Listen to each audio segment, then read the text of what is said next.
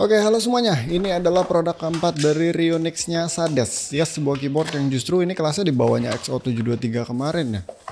Jadi Rionix ini kayaknya bukan sub-brand yang posisinya bakalan selalu ada di atasnya Sades itu sendiri atau di bawahnya misal. Jadi susah ditebak nih abis ini bakalan apa, ada di posisi mana, pricingnya gimana, dan lain-lain. Gue suka komentarin soal line up ini karena menurut gue dengan line up yang rapi itu bakalan sangat mempermudah kita sebagai konsumen buat tahu positioningnya tanpa perlu tahu detailnya dulu. Apalagi buat yang awam kan.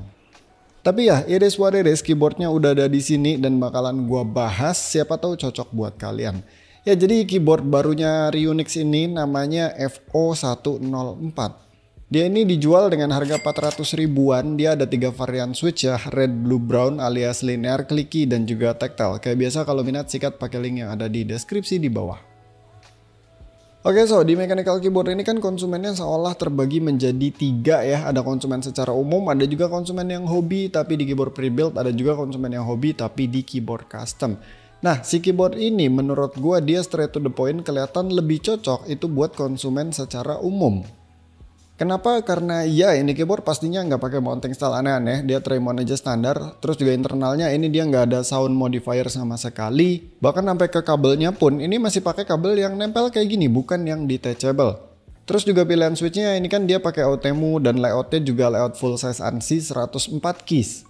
Si config-nya ini nggak ada sesuatu yang benar-benar baru atau yang aneh atau yang unik, lebih ke ya config klasik aja. Yang sebenarnya ya masih fine-fine aja sih. Pertama kayaknya susah buat dapetin hal-hal advance di price point-nya dia, apalagi spesifik buat layout yang di bawahnya.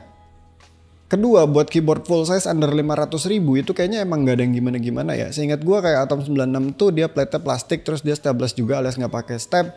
Walaupun emang spesifik layoutnya beda sih. Terus Rexus Ayaka dia plate-nya plastik, stepnya gue lupa dapat step atau enggak, tapi yang jelas dia udah dapat mousepad. Nah, kalau si FO104 ini dia stepnya lengkap, bahkan udah preloop. Plate-nya juga ini dia pakai besi, jadi berasa lebih solid. Ya mungkin pasar keyboard full size sekarang ini mostly dibeli buat kebutuhan ya, buat yang butuh numpad, buat yang butuh F-row, buat yang butuh banyak keys.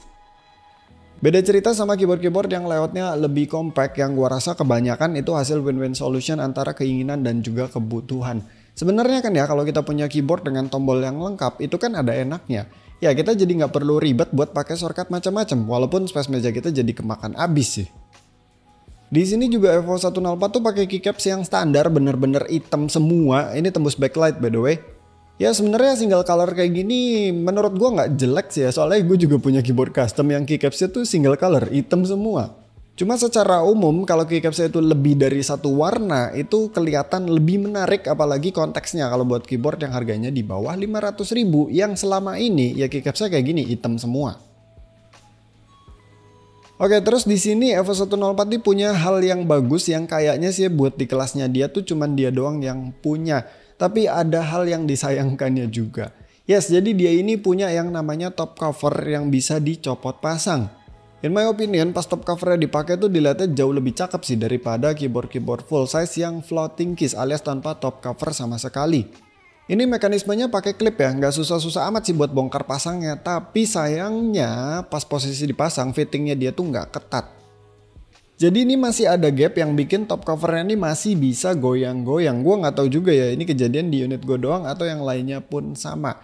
Nah terus juga karena dia ini mungkin ngincer supaya backlightnya lebih terang, dia ini pakai plate yang warnanya putih. Padahal keseluruhan warna keyboardnya tuh hitam. Makanya pas kita lepas top covernya ya itu kayak aneh aja sih ngeliatnya. Kontras banget antara warna plate sama warna dari keseluruhan si keyboardnya.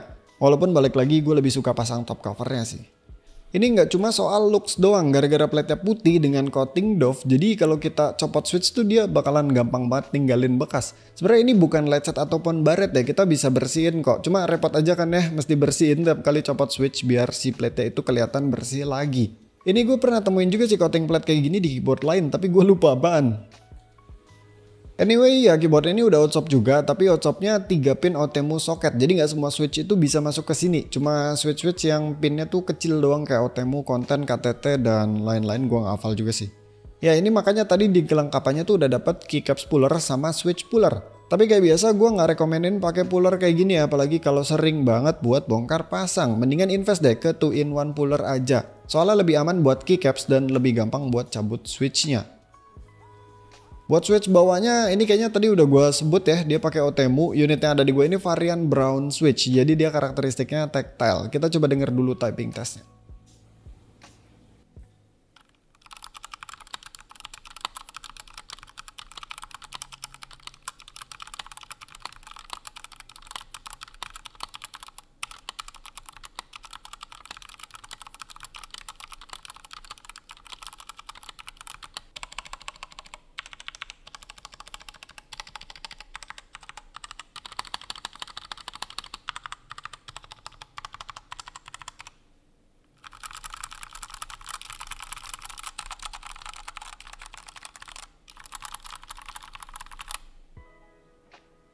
Ya tuh biasanya suaranya not bad. Sebenarnya hollow-nya tuh masih kedengeran lumayan kencang sih, terutama di row atas sama row bawah ya. Karena emang ya dia nggak punya sound modifier sama sekali. Tapi karena plate-nya besi, jadi nggak yang plastiki banget kayak kebanyakan keyboard full size under 500.000 sih.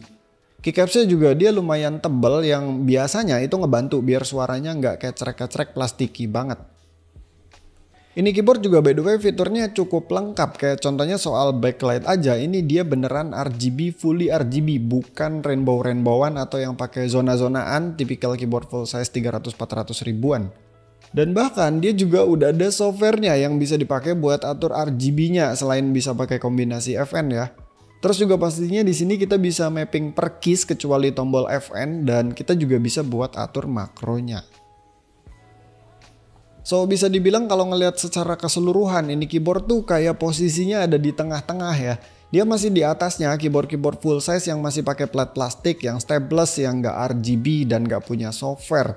Tapi dia kelasnya itu masih di bawahnya juga untuk keyboard full size yang hotshotnya misalkan universal 5 pin dan USB kabelnya itu detachable pakai USB-C. Jadi mungkin ini bakalan cocok buat kalian yang emang butuh keyboard full size yang nggak basic-basic amat, tapi nggak sampai ke yang high end juga yang sampai bikin harganya cukup tinggi ya, misalkan di atas 700.000 ataupun di atas 1 juta rupiah. Ya jadi segitu aja videonya seputar Sades Rionix FO104 ini. Thank you yang udah nonton, sampai ketemu di video selanjutnya. Bye.